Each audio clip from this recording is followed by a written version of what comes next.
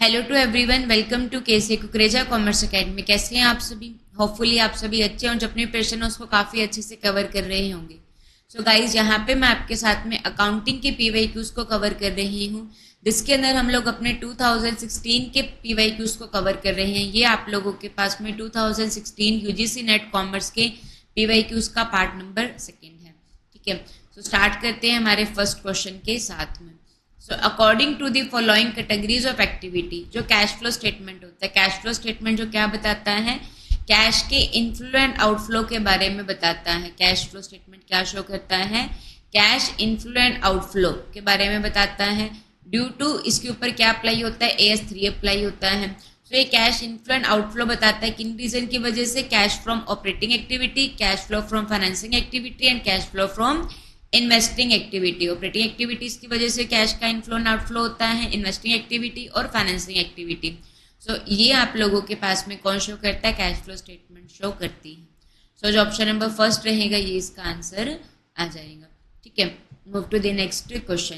Capital in the business, business के अंदर जो ओनर होता है जब वो पैसा लगाता है तो उसको क्या कहा जाता है? कैपिटल कहा जाता है। तो जो कैपिटल होती है उसको क्या ट्रीट किया जाता है? लायबिलिटी ट्रीट किया जाता है। किस कंसेप्ट के अंडर उसको लायबिलिटी ट्रीट किया जाता है? Under the business entity concept के अंदर उसको क्या किया जाता है? लायबिलिटी ट्रीट किया जाता है, क्योंकि ये कहा जाता है कि जो बिजनेस होता है वो एक अलग एंटिटी होती है और जो ओनर होते हैं वो क्या होते हैं? अलग एंटिटी होती हैं। बिजनेस और ओनर जो रहते हैं वो क्या होते हैं? अलग अलग होते हैं। तो इसके ऊपर क्या अप्लाई होता है? बिजनेस एंटिटी कंसेप्ट अप्लाई होता है। ठीक है, और इसका आंसर क्या होगा? Option number 2। ड्यूअल एस्पेक्ट्स क्या कहते हैं कि हर ट्रांजैक्शन के अंदर क्या होता है? 2 इफेक्ट होता है। Debit is equal to credit होता है, और यहीं से ही आप लोगों के पास में एक इक्वेशन निकल कर आती है, that is assets is equal to क्या होता है? Assets is equal to capital plus में क्या रहता है? लायबिलिटी होता है। ठीक है, गोइंग कंसर्न कंसेप्ट क्या कहते हैं कि जो बिजनेस है वो क्या चलेगा? लंबे समय तक चलेगा। तो ये क्या रहता है? गोइंग कंसर्न कंसेप्ट होता है। गोइंग कंसर्न कंसेप्ट क्या कहता है? बिजनेस लंबे समय तक चलेगा। एक्वल कंसेप्ट क्या कहता है? जैसे ट्रांजैक्शन क्या होगी? अकर होगी, उसको क्या कर लो? रिकॉर्ड कर लो। जैसे ट्रांजैक्शन अकर होगी उसको रिकॉर्ड कर लो। तो ये एक्वल कंसेप्ट होता है। ठीक है, move to the next question.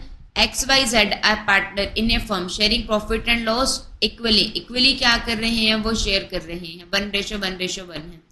They decided to share profit in the ratio of 2:1:2 के अंदर वो शेयर करेंगे। सो जो गेनिंग रेशो रहेगा एक्स और जेड का, तो वो क्या होगा? सो गेनिंग रेशो का जो फॉर्मूला रहता है वो आप लोगों के पास में क्या रहता है? न्यू रेशो में से जब ओल्ड रेशो को माइनस कर दिया जाता है तो हमारे पास में क्या निकल कर आ जाता है? गेनिंग रेशो आ जाता है। सो गेनिंग रेशो, एक्स का जो गेन होगा, एक्स ने कितना गेन किया है, इसका जो फॉर्मूला आप लोगों के पास में रहेगा वो क्या रहेगा? तो जो x का न्यू रेशियो है वो कितना है आप लोगों के पास में? 2/5 है। और जो ओल्ड रेशियो है वो कितना है? 1/3 है। तो इसको जब हम लोग करेंगे सॉल्व तो ये कितना हो जाएगा? 15। इसका एलसीएम लेंगे तो 5 3 ज़ा 15, 3 2 ज़ा 6। तो 15 को 3 से डिवाइड करेंगे 5 को 1 से मल्टीप्लाई करेंगे 5, तो ये कितना हो जाएगा? 1/15 हो जाएगा। तो जो और z का गेन जो रहेगा ये कितना हो जाएगा? तो z का गेन रहेगा तो ये कितना हो जाएगा? z ने कितना गेन किया तो ये भी कितना हो जाएगा? z का नया हिस्सा कितना है? 2/5 है। और ओल्ड कितना था? उसका भी 1/3 था, तो ये भी सेम आ जाएगा 1/15। तो जो इनका गेनिंग रेशियो आ जाएगा वो कितना आ जाएगा? 1:1 आ जाएगा। गेनिंग रेशियो का formula new ratio minus old ratio, sacrificing का old ratio minus new ratio. Gaining ratio कब कैलकुलेट किया जाता है? जब किसी पार्टनर की क्या होती है?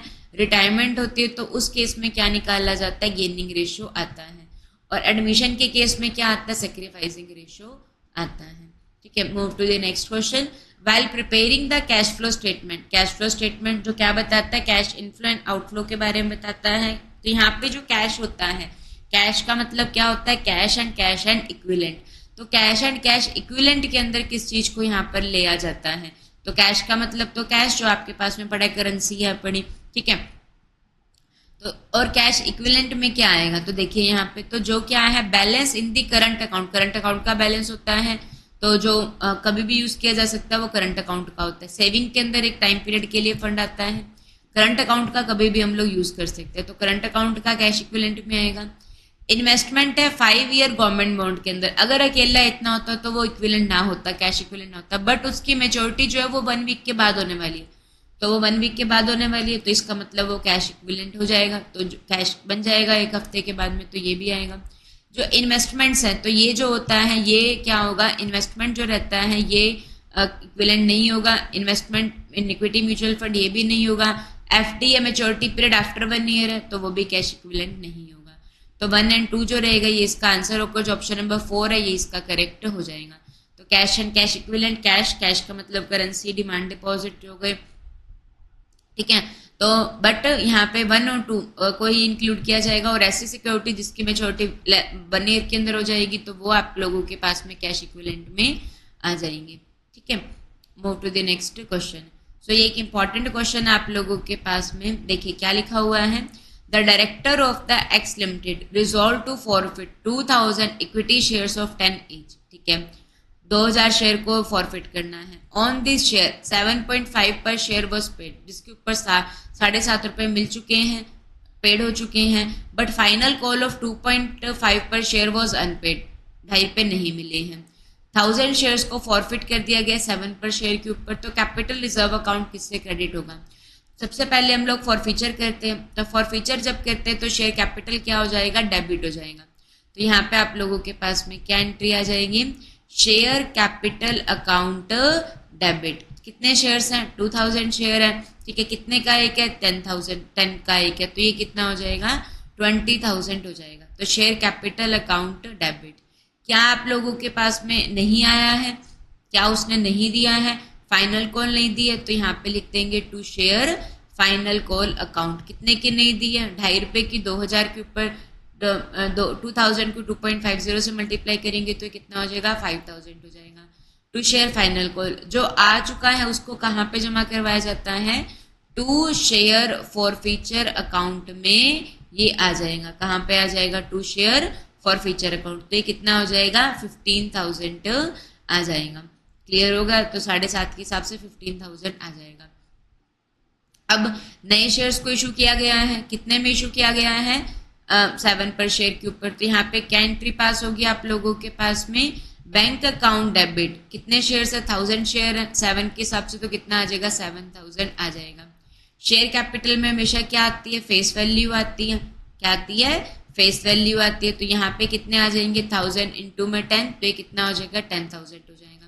सो बैंक अकाउंट डेबिट, यहाँ पे जो लॉस हुआ है 3,000 का, उसको कहाँ पे कवर कर दिया जाएगा, शेयर फॉरफीचर में डाल दिया जाएगा, तो ये कितना हो जाएगा, 3,000 आ जाएगा। इतना क्लियर हो गया। सबसे पहले फॉरफीचर की एंट्री पास की गई, फिर री इशू की एंट्री हम लोगों ने पास करी। तो जब फॉरफीचर की करी तो capital account debit face value से, जो नहीं आया है वो कहाँ पे आएगा, फाइनल कॉल में, जो आ चुका है वो कहाँ पे चला जाएगा, शेयर फॉरफीचर में। उसके बाद में री इशू करा तो bank account debit, share forfeiture account debit to share capital account. अब कैपिटल रिजर्व में वो अमाउंट जाती है जो री इशू हुआ है, उसकी अमाउंट जो जाती है वो शेयर फॉरफीचर में जाती है। सो हम लोगों को 2000 शेयर्स के ऊपर कितने का बेनिफिट हुआ था, 2000 शेयर्स के ऊपर कितने का बेनिफिट हुआ था, कितने अमाउंट इसके अंदर गई थी, 15,000 आप लोगों के पास में गई थी। एक शेयर के ऊपर कितना हो जाएगा, 15,000 डिवाइड बाय 1। अब हम लोगों ने ये 2000 शेयर आ जाएगा। अब कितने शेयर्स के ऊपर, कितने शेयर को रीइशू किया गया, 1000 शेयर को रीइशू किया गया है, तो ये जो बनेगा ये आप लोगों के पास में कितना बन जाएगा, 7500 बन जाएगा।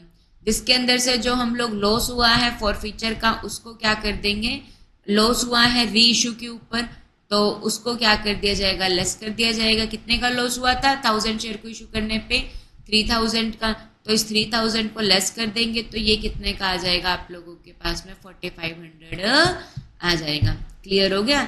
सबसे पहले क्या किया गया है, शेयर फॉरफीचर की एंट्री को पास किया गया। जब शेयर फॉरफीचर की एंट्री को हम लोगों ने पास किया तो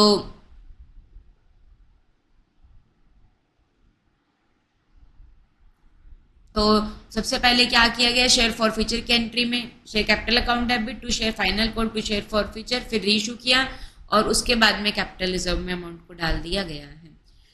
सो ये था हमारा अभी का सेशन। बाकी के क्वेश्चंस को हम लोग अपने नेक्स्ट पार्ट में कवर करते हैं। So thank you to everyone.